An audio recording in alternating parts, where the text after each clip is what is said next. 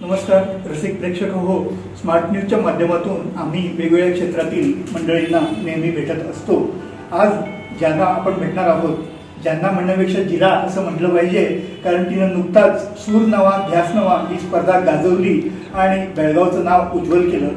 सूर नवा ध्यास नवा या स्पर्धेची उपविजेती ठरलेली अंतरा कुलकर्णी आज आपल्यासोबत आहे, तर आपण तिच्याशी संवाद साधणार आहोत। अंतरा, तुझं सर्वप्रथम स्मार्ट न्यूज परिवाराच्या वतीने हार्दिक अभिनंदन। तू ही स्पर्धा म्हणजे जिंकण्यासाठी काही पावलं दूर राहिली असलीस तरी आमच्यासाठी तू ही स्पर्धा जिंकलेली आहेस असं आम्हाला वाटतं। तर मला तुला असं विचारायचं आहे की या सगळ्या प्रवासाची सुरुवात कुठून झाली? ॲक्च्युली आधी सूर नवा ध्यास नावाचे ऑनलाईन ऑडिशन्स होते आणि मला कॉल आला की व्हिडिओ पाठव, 1-2-3 व्हिडिओ पाठवायला सांगितलं गाण्यांचे। आणि मग व्हिडिओ पाठवल्यावर लगेच 2 दिवसानंतर कॉल आला आणि मग आम्हाला मुंबईला बोलवलं की तू सिलेक्ट झाली आहेस। मग तेव्हा मुंबईला जाऊन मेंटर्सच्या समोर एकदा आमचं ऑडिशन घेतलं त्यांनी आणि त्याच्यानंतर इमिडिएटली त्याच दिवशी रात्री त्यांनी कॉल करून आम्हाला टॉप 12 अनाऊन्स केलं की कोण कोण टॉप 12 आहेत। तर मग तिथून सुरुवात झाली सूर नवा ध्यास नावाची। आणि मग ग्रँड प्रीमियरमध्ये माझं पहिलं गाणं श्रेया घोषाल मॅमचं होतं, आताचं गयाका। तिथून सुरुवातच खूप छान झाली, कारण माझ्या पहिल्या गाण्याला मला महेश सर आणि अवधूत सर दोघांकडून कमेंट मिळालं की माझा आवाज खूप छान आहे आणि मी फायनलपर्यंत नक्की पोहोचेन। तर सुरुवात चांगली झाली, मग पुढची गाणी पण छान झाली। अवधूत सर आणि महेश सर हे जे आयकॉन म्हणतो आम्ही मराठी याच्यातले, त्यांच्यासमोर जाताना काही दडपण वगैरे होतं का मनावर? ॲक्च्युली छोटी होते तेव्हापासूनची खूप मम्मी मला सगळ्या कॉम्पिटिशन्सला पाठवणार आहे, तर ऑडिशन्सला पाठवणार, असं करत करत माझं कॉन्फिडन्स खूप वाढलं आणि आता मला बिलकुल नर्वसनेस नाही आहे, टेन्शन नाही आहे, मी पूर्ण कॉन्फिडेंट होऊन स्ट्रेस फ्रीली गाणं म्हणते। तर आधी असं काय वाटलं नाही टेन्शन म्हणून, फक्त माझं बेस्ट द्यायचं आहे हे माझ्या लक्षात होतं। या म्हणजे सूर नवा ध्यास नवाच्या आधी सुद्धा म्हणजे तू कलर्स कन्नडच्या स्पर्धेमध्ये वगैरे सहभागी झाली आहे बालपणापासून, तर बालपणीच्या शिक्षणाचा अनुभव काय सांगशील तू? माझी पहिली गुरु माझी मम्मीच आहे, कारण मम्मी पण गाणं शिकले आहे, घरात सगळे गाणं म्हणतात, माझं नावही गाण्यावर आहे, कारण मम्मी पप्पांचं ड्रीमच होतं की मी सिंगर व्हावं। तर घरात पूर्ण म्युझिकलच माहोल म्हणतात ना तसं आहे। तर मग मम्मी फर्स्ट गुरु होती, मग मी मंजुश्री खोत टीचरकडे शिकले।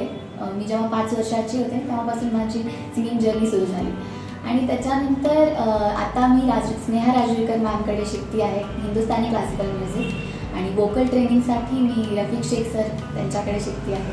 तर चालू आहे माझी सिंगिंग जर्नी आणि पुढेही चालत आहे। तुझी सिंगिंगची जर्नी ही जी आहे याच्यामध्ये याच्या आधीच्या अचिव्हमेंट्स काय होत्या? म्हणजे कन्नड कोकिलेमध्ये पण तू सहभागी झालीस आणि कुठल्या स्पर्धांमध्ये सहभाग? कन्नड कोकिलेमध्ये मी सेमीफायनलिस्ट होते, टॉप 10 पर्यंत पोहोचले होते आणि त्याच्या आधी अँड टीव्हीवर लव्ह मी इंडिया म्हणून, तर तिथं पण मी टॉप 20 पर्यंत पोहोचले होते। आणि आता रिसेंटली मी 9वी जेव्हा होते तेव्हा स्वर्णस्वर भारत म्हणून एक शो होता, devotional show, Suresh Wadkar sir जज होते, तर तिथं पण मी सेमीफायनलिस्ट होते, टॉप 10 पर्यंत पोहोचले। तू आता सुरेश वाडकरांचं नाव घेतलंस, त्याच्याशिवाय आता तर आम्ही बघितलं सूर नवा ध्यास नवामध्ये की तू अवधूत गुप्ते, महेश काळे यांच्यासोबत सुद्धा म्हणजे तुझ्याकडून चांगल्या कमेंट्स मिळाल्या। अशा आणखी कुणाकुणाचे तुला चांगल्या कमेंट्स मिळालेल्या?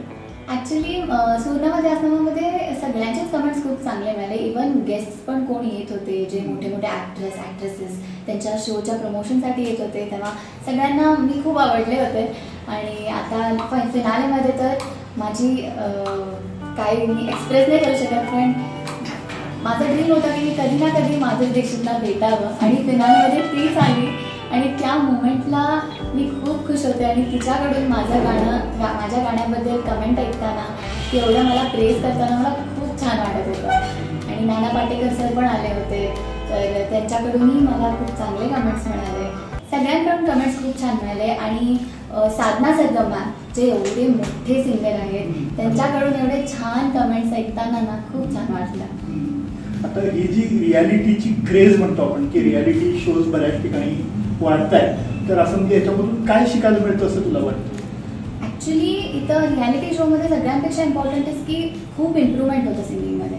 मी आता 3 महिने होते तिथं, पण 3 महिन्यात मला ना 5-6 वर्षाचं नॉलेज मिळालं तिथं।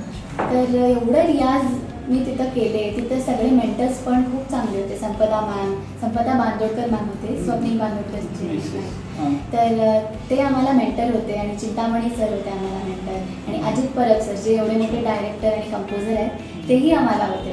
तर त्यांच्याकडून असले ट्रिक्स पण म्हणू शकतो, रियाजचे थोडेसे टेक्निक्स म्हणू शकतो, खूप काही शिकायला मिळालं. आणि जसं मी सांगितले, कंटेस्टंट्समध्ये सगळेच मोठे होते आणि मी एकटीच छोटी.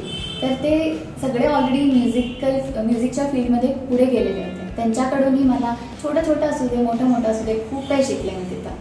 तर रियालिटी शोमध्ये तेच मोठी गोष्ट आहे. खूपच इवन जजेस सांगतात त्यांचे सगळे पण टिप्स आम्ही यूज करतो आणि ते पुढच्या फ्युचरमध्येही खूप आम्हाला उपयोगी येतात.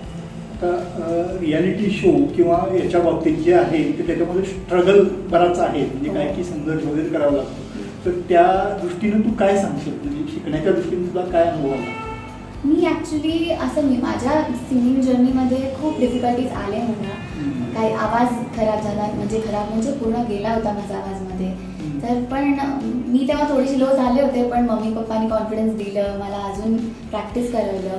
मग असं कॉन्फिडन्स घालून माझ्यात पूर्ण मला बस्ट केलं. तर मग मी कधी पण असं हार नाही मानले की नाही सोडून टाकूया, असं नाही.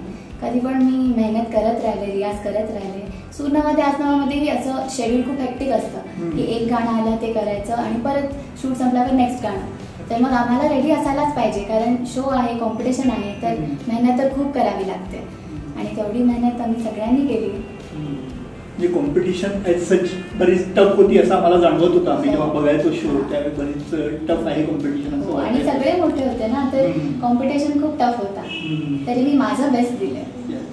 तू आता एवढी मोठी स्पर्धा जिंकून आलेली आहे, तुझा सूर सगळ्या महाराष्ट्रातच नव्हे तर जिथं जिथं मराठी कलर्स बघितलं जातंय तिथं पोचलेला आहे.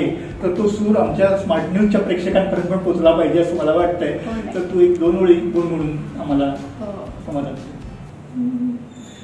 कितीदा नव्याने तुला आठवावे, डोळ्यातले पाणी नव्याने वहावे. कितीदा नव्याने तुला आठवावे, डोळ्यातले पाणी नव्याने वहावे. किती हाक द्यावी तुझ्या मनाला, किती थांबवावे मी माझ्या दिलाला. किती रडून जीवानी हसावे, किती नव्याने तुला आठवावे, डोळ्यातले पाणी नव्याने वहावे. धन्यवाद अंतरा. आमच्या प्रेक्षकांपर्यंत तू ह्या आमच्या भावना पोहोचवल्यास प्रेक्षकही त्यावर खुश होतील. तू तुझं बेस्ट दिलेलं आहे, स्पर्धेची उपविजेती झालेली आहेस, त्याबद्दल तर तुझं अभिनंदन आहेच. पण आम्ही स्मार्ट न्यूज परिवाराच्या वतीनं तुझं एक छोटंसं भेटवस्तू देऊन आम्ही तुझं अभिनंदन करणार आहोत.